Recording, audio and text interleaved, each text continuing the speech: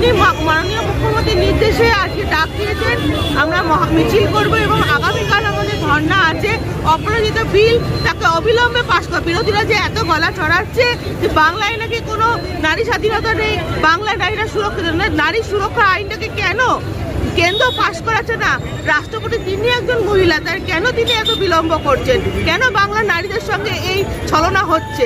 তার বিরুদ্ধে আজকে আমাদের এই প্রতিবাদ মিছিল। এই প্রতিবাদ যদি দীর্ঘদিন ধরে তো হয়ে গেছে, অনেকদিন হয়ে গেছে অপরাজিতা বিল পাঠানো হয়েছে, হ্যাঁ, আমাদের প্রতিবাদও চলবে। আমরা আবার পথে নেমেছি, আমরা দেখছিলাম, কিন্তু যা কুৎসা অপপ্রচার আপনারা দেখেছেন, সবকিছু মানুষ তার বিরুদ্ধে গিয়ে আজকে জবাব দিয়েছে। তারা মুখ্যমন্ত্রী মমতা বন্দ্যোপাধ্যায়ের সঙ্গে আছে, বাংলা মাননীয় মমতা বন্দ্যোপাধ্যায়ের সঙ্গে আছে।